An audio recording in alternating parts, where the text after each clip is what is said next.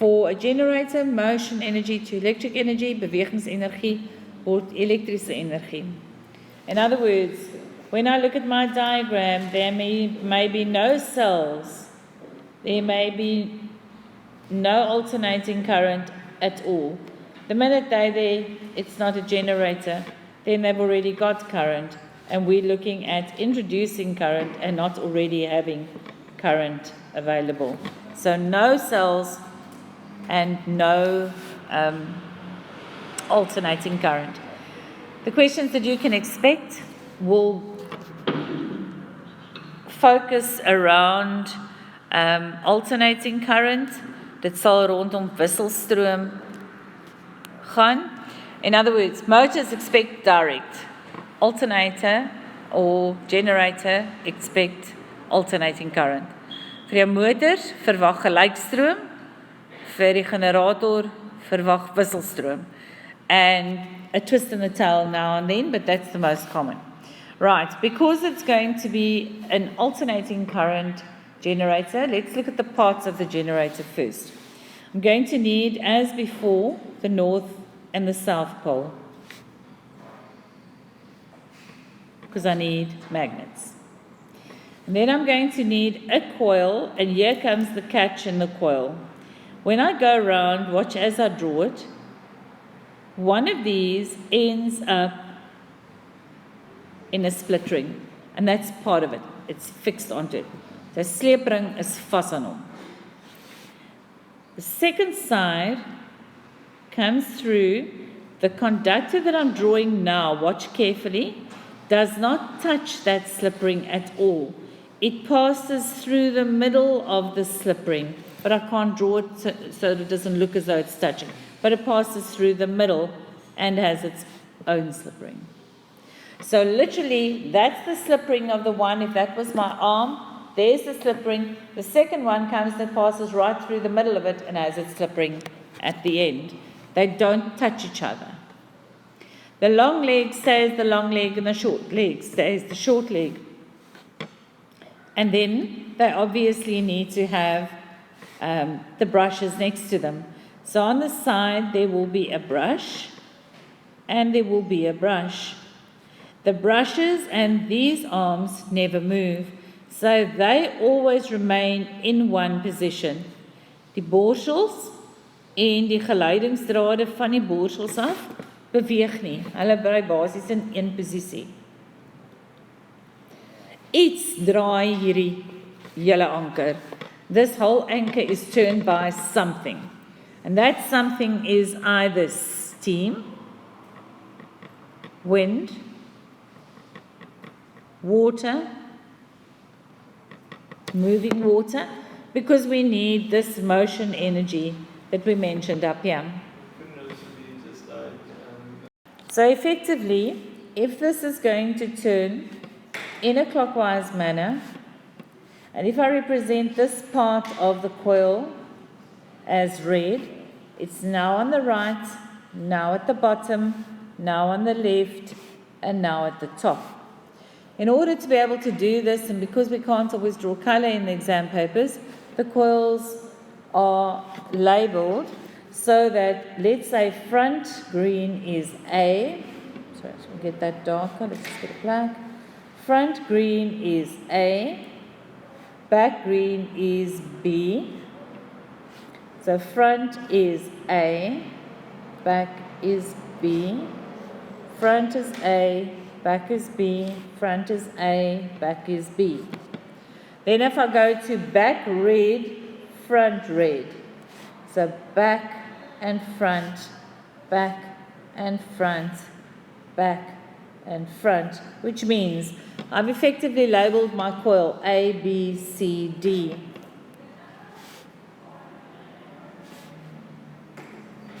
And I've done the A and the B consistently.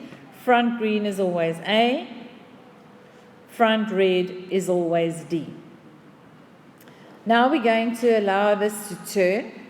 And as it turns, we're going to use the right-hand rule to determine the direction in which the current flows. Now, to determine the direction in which the current flows, It means that we're going to have to use the rule that we did just now, and now we're going to use the right-hand rule because it's so easy. And we're going to determine in what direction this current will flow. If I look at the first diagram, I have north to south, so I'll use my right hand, north to south. Then I've decided that this is turning clockwise because I've got the wind or whatever turning it clockwise. In other words, if I were to look at the direction in which these wires are moving, it means that the red wire is going down. It has no choice. That's my thumb. Because it's always first the fingers, then the thumb. The green wire is moving up. In other words, north to south, green wire moves up. My palm faces from A to B. So if I slap it or push it, druk ek dit van A na B. But that which I'm pushing, in the case of a generator, is not the wire, it's the charge in the wire, in other words, the current. So the current is north to south. I'm pushing the wire up with the wind. Therefore, the current in the wire is from A to B.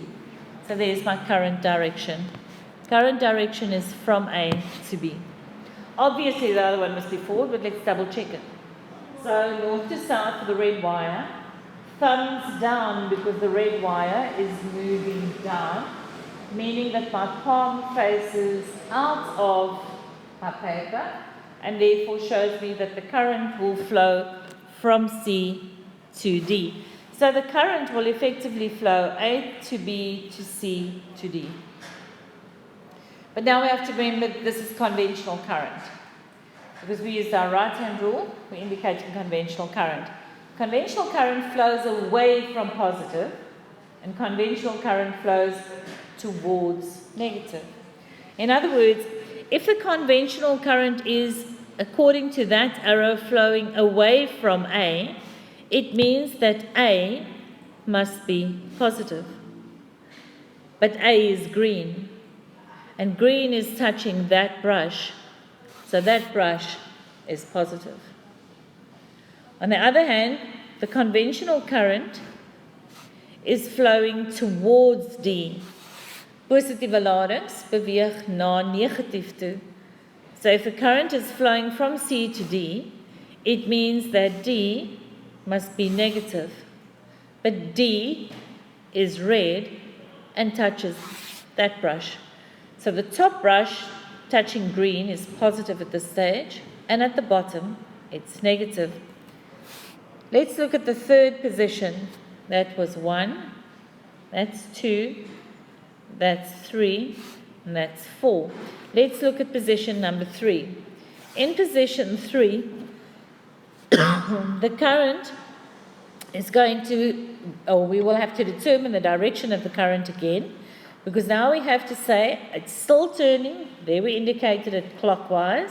So if it's turning clockwise from that position, it means that the green side is going down and the red side is going up. So now we go and we use our right hand and we say north to south. The red side over here is going up, and therefore the current in that side is going into the screen from D to C. If I look at that side, which is green, it would mean that north to south, thumbs down because I'm moving it down, the current gets pushed from B to A. In other words, that way. But remember, it's conventional current. Conventional current flows away from positive towards negative. Green is negative, red is positive. Now compare that to what it was just now. Green was plus, green is minus. Red was minus, red is now plus. In other words, I've swapped the polarity around.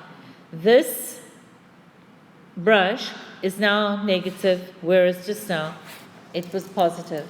And that's why the current has actually swapped. Here it went A, B, C, D. and now it's going DCBA, and that's why it's called alternating current.